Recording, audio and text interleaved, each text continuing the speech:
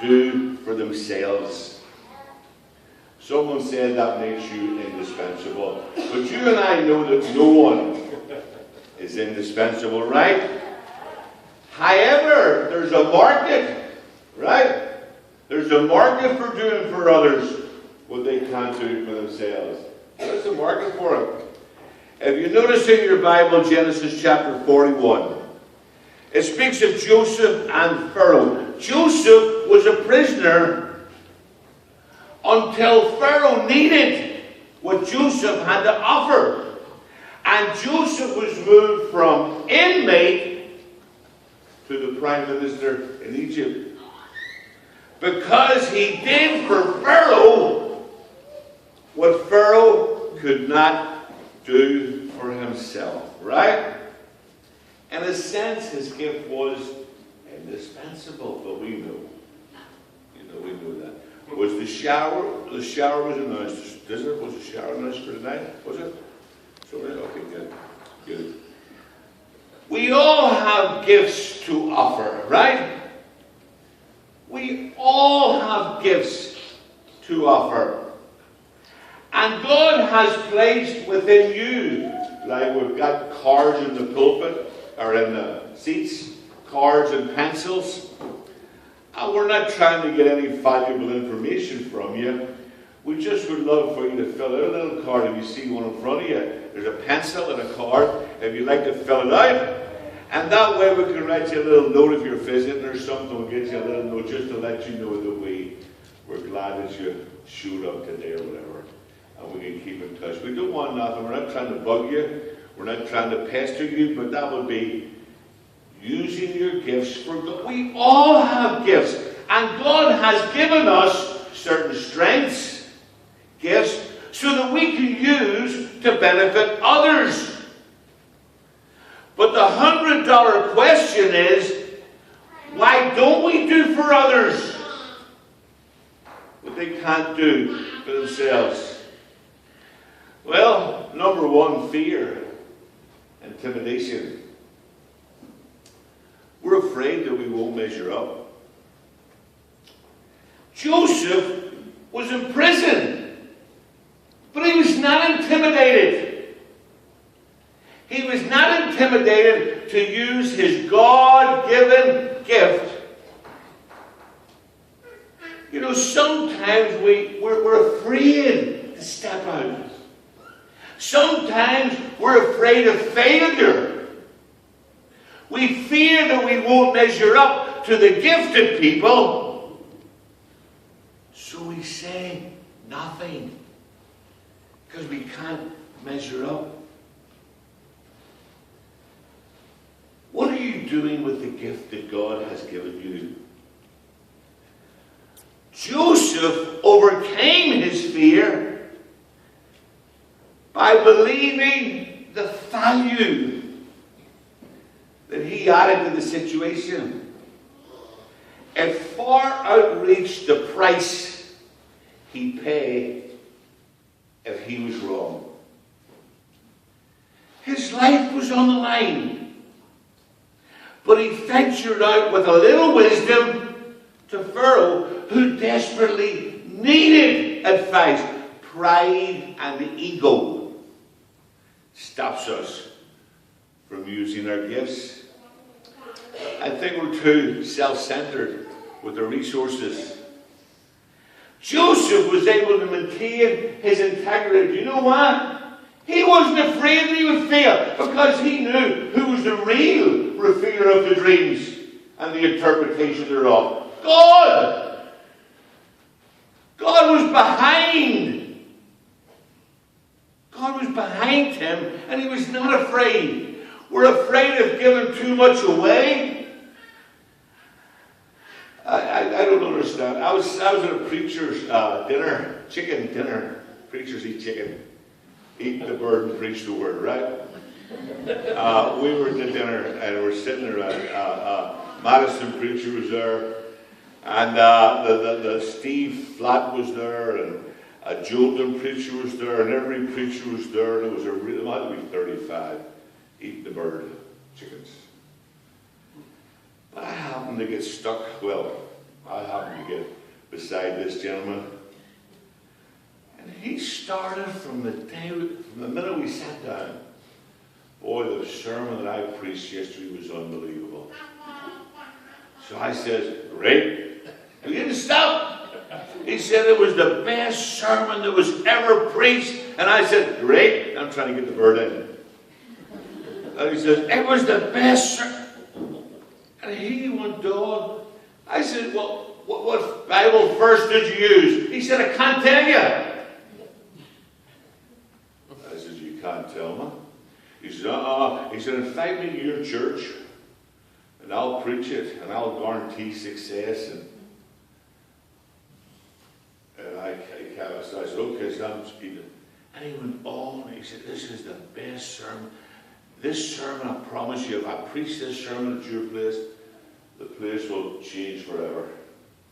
And I kept saying, what Bible verses did. Honestly, he spoke for 30 minutes as though he wrote this. You'd have thought it was his word.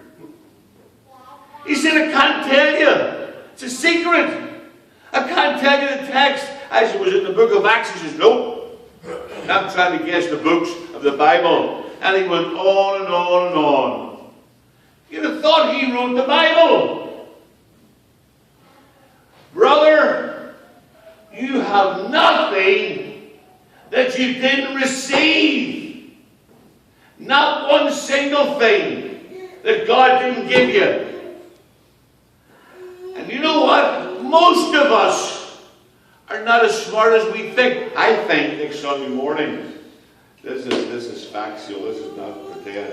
I think I got the best sermon next Sunday morning, Lord willing, that I've ever preached in 50 years.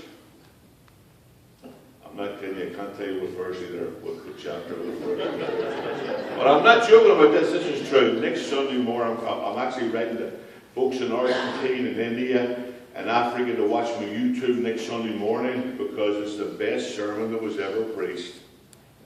I'm serious. You got to come back next Sunday morning. It's the best sermon that I've ever preached in 50 years. But you know what? None of us are as smart as we think we are. None of us are as good as we think we are. Joseph was humble enough to realize whatever he had, it was from God. And God was interpreting the dream. I've no clue how he does these things, but it's God. And everything that we have, are you listening? It's a gift from God.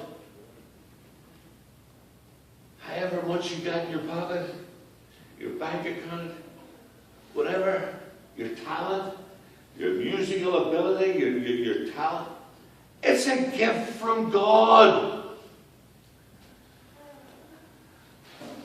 I happened to meet a friend who had fallen out with me over the years, over something silly. And I was trying to reconcile with him. I was trying to be at peace with him. And he says something like this. He says, get me once or something, it's your fault. He said this to me. He said, get me 2 times or something, it's your fault, or something. I don't know what he says. Something like that. Get me twice or something, it's your fault. I don't know. I said, well, you know, as I care about you, and I want to be your friend again. And we need to read Matthew 18. We need a good dose of Matthew 18. Relational viruses will attack every friendship. Tensions arise. Wrongs are done. Lies are told. Truth is broken. And since we are an imperfect people,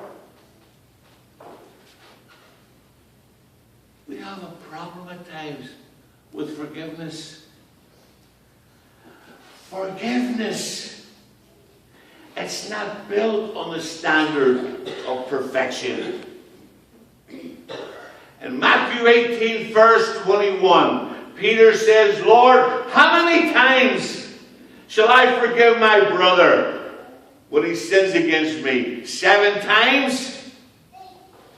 Peter thought he was going the extra mile. 7 times, Lord. And then I can write him off. I'm done with him.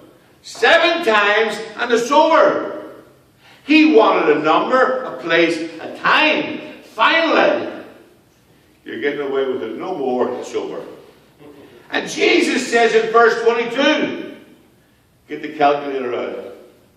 Jesus tells him, 7 times 70. He says, it goes to 490. 490 times. And then I can write her off or write him off. Brethren, I think we're even selfish when it comes to our love and our forgiveness. Yeah, but you wronged me once. It's over. How many times have you wronged God? Aren't you glad he didn't say it's over? How many times have you failed God?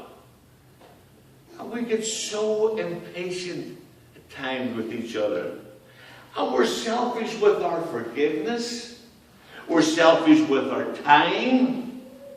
Joseph offered a relevant service without looking for any recognition or any payment. But many of us give, and there are strings attached. And we keep score along the way. Especially when we're feeling used.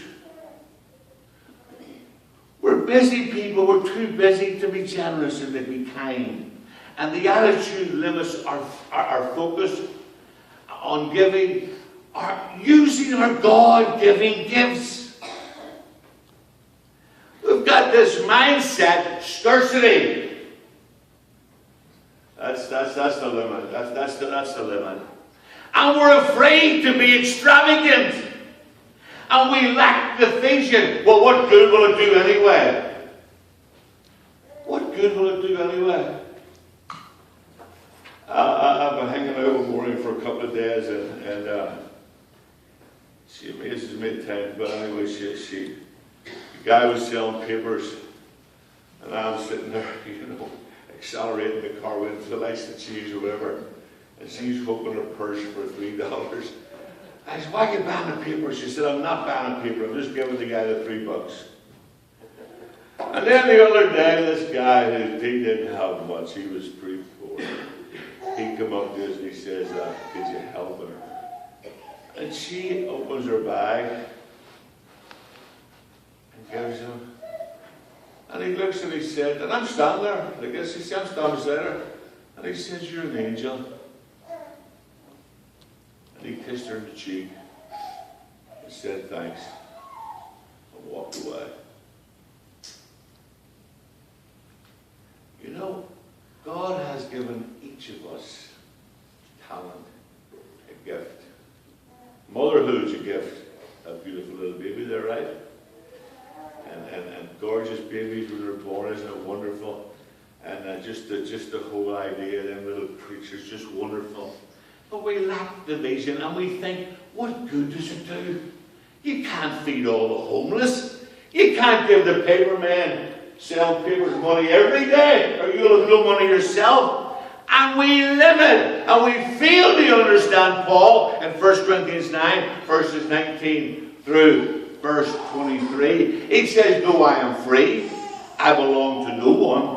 I have made myself a slave to everyone so that I can win as many as possible.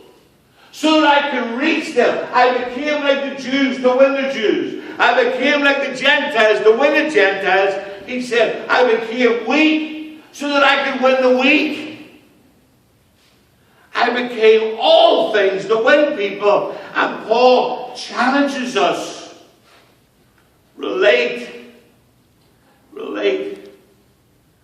Spread the gospel to everyone.